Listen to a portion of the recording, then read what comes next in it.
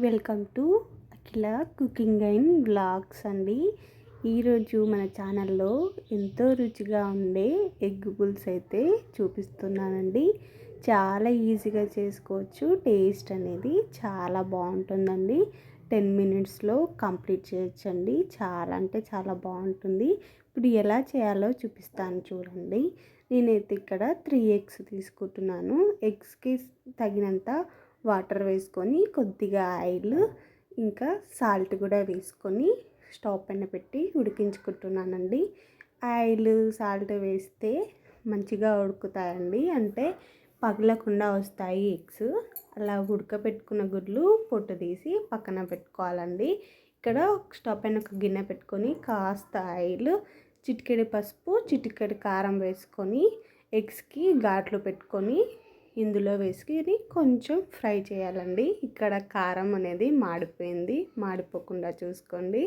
Fry చేసి పక్కన పెట్టుకొని ముందే ఒక నిమ్మకాయ సైజ్ అంతా నిమ్మరసం తీసి పక్కన పెట్టుకోవాలి. ఇప్పుడు స్టవ్ పైన ఒక ప్యాన్ పెట్టుకొని తగినంత ఆయిల్ వేడెక్కాక మసాలాలు వేసుకోవాలండి. ఇక్కడ నేను ఇలాచి, దాల్చిన చెక్క, బిర్యానీ ఆకు వేసుకుంటున్నాను.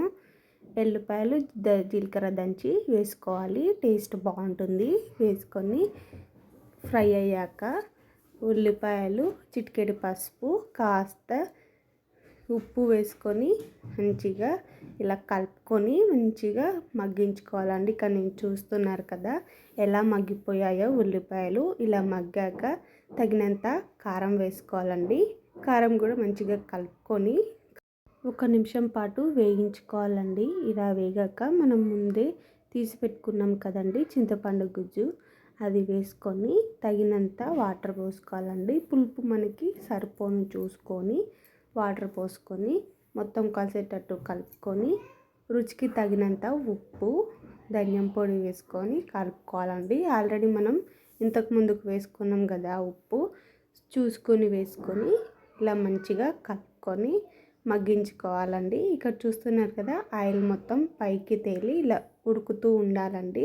ఇలా ఉడుకుతున్నప్పుడు మనం ముందుగా రెడీ చేసి పెట్టుకున్న ఎగ్స్ వేసుకొని మంచిగా ఒకసారి కలుపుకొని ఈ పులుసు మొత్తం కొంచెం దగ్గరికి అయ్యేంత వరకు ఉడికించుకోవాలండి.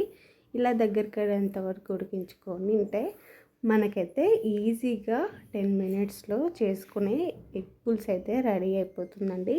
చాలా బాగుంటుంది. చాలామంది చాలా రకాలుగా చూపిస్తారు, కానీ ఇలా అయితే తొందరగా చేసుకోవచ్చు. ఈజీ ప్రాసెస్ అండి. టేస్ట్ కూడా చాలా అంటే చాలా బాగుంటుంది. తప్పకుండా ట్రై చేయండి ఫ్రెండ్స్. ట్రై చేసి కామెంట్ చేయండి. నెక్స్ట్ ఏ రెసిపీ కావాలో షేర్ చేయండి ఫ్రెండ్స్. తప్పకుండా ఆ రెసిపీ నేను ట్రై చేస్తాను. మరి వీడియో మీకు నచ్చింది అనుకుంటున్నాను. నచ్చితే మాత్రం ప్లీజ్ లైక్ చేయండి, షేర్ చేయండి, సబ్స్క్రైబ్ చేసుకోండి. Thank you for watching.